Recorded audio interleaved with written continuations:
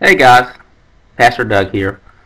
I really appreciated Pastor Bob's message the last 2 weeks on how to have a quiet time. And I was spending some time myself having a quiet time in Psalm chapter 5. And I just thought I'd share some of the things that I learned as I studied that passage with you. Starts off this way. Give ear to my words, O Lord. Consider my groaning. Heed the sound of my cry for help, my King and my God. You know, David's circumstances were certainly different from our own, but one thing that's clear is that David faced challenges just like we do. And when David faced challenges, this is the thing I really appreciate about him, is that he always directed those challenges to God. He sought God's help. He cried out to God. So he says, give ear to my words, O Lord. Consider my groaning. Heed the sound of my cry for help, my King and my God. And remember, David himself was a king. And yet David wasn't puffed up in his own self-importance. He recognized that there was a king who sat over him, to whom he was accountable. David was a humble man. He says, for to you I pray in the morning, O Lord. You will hear my voice. In the morning I will order my prayer to you and eagerly watch. David began his day with all those challenges, facing God, saying, God, I want to cry out to you. I want to bring these needs, these struggles that I have. I want to beseech your help. I need you to help me walk through the challenges I'm going to face today. And we need to do the same thing. I can't think of a better way to start our day than to cry out to God and say, God, I need you today. I face all kinds of challenges. Would you walk through these things with me? But it's interesting, as David turned his eyes to God in the morning, he recognized, he focused on the character of the God to whom he was worshiping. He says, for you are not a God who takes pleasure in wickedness. No evil dwells with you. The boastful, they shall not stand before your eyes. You hate all who do iniquity. You destroy those who speak falsehood. The Lord abhors the man of bloodshed and deceit. You see, David lived in a culture that was evil, much like the culture we ourselves live. He was surrounded by those who did not seek to walk with God, and those whose values were antithetical to biblical values. We live in a similar culture. There's not a whole lot in our culture today that reflects biblical truth. So we live again in a culture not so dissimilar from the one that David himself lived. And David recognized that this holy God to whom he was praying took a very different stance in terms of what he valued, and therefore what we should value. David goes on. He says, but as for me, it was in contrast to the evil doers around me. He says, but as for me, by your abundant loving kindness, I will enter your house. Isn't it interesting? David didn't say, you know, God, I'm surrounded by all these evildoers, but as for me, by my integrity, I will stand before you. I'll enter your house. I have the privilege of coming before you because of how good I am. That's not what he said at all, is it? No, David had the same inward struggles that those around him had, but David turned his focus to God. David had a relationship with God that changed everything.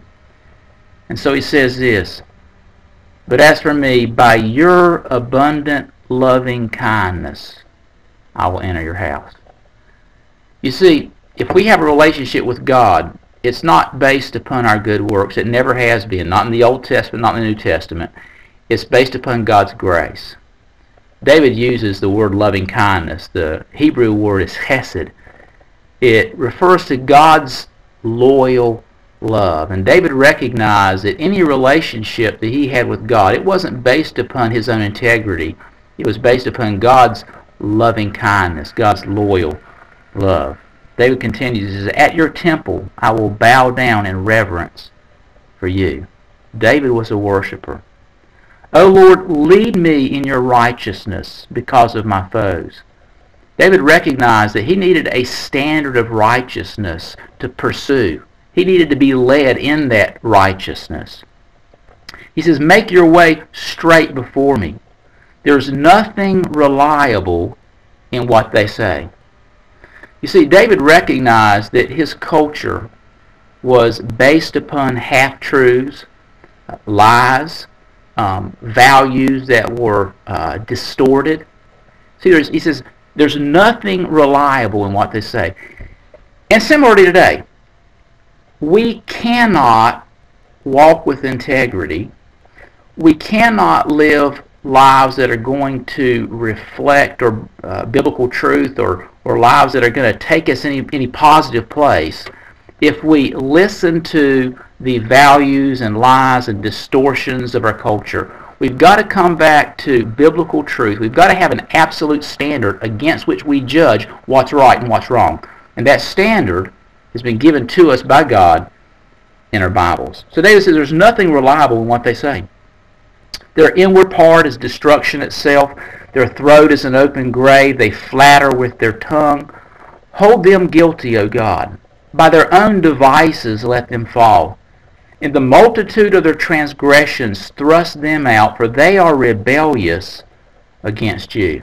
You see, bottom line, the problem is that we have rebellious hearts. We've rebelled against the very God who created us and who ultimately sent His Son as a sacrifice that we might be redeemed or purchased out of the sin market and brought back into the family of God. And yet we're surrounded by people who have rebellious hearts. And that's really what is going on in our culture. It's rebellion against God. But David says this, he continues, but let all who take refuge in you be glad. Let them ever sing for joy, and may you shelter them.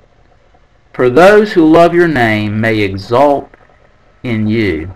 For it's you who blesses the righteous man, O Lord. You surround him with favor as with a shield. Isn't that a great picture?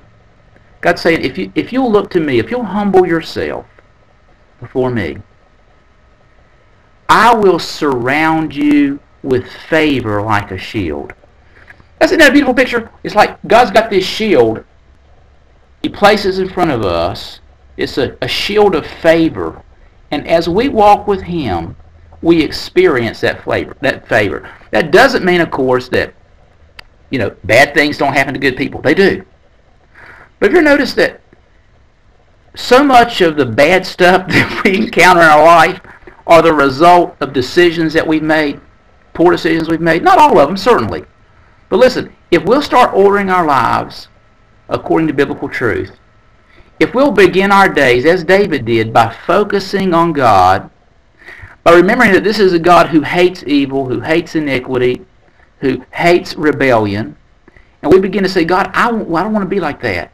I want to be a man or woman of God who pursues you, who pursues your values, who doesn't listen to the lies of my culture, but I firmly plant myself in the truths of your word, and I seek to look to your loving kindness and your grace that I might have a relationship with you and walk in that. And God says, if you'll do that, I'll surround you with favor as a shield. Well, I hope Psalm 5 encourages your heart today as it has mine. And I look forward to our next time together. God bless you. I'll see you guys on Sunday.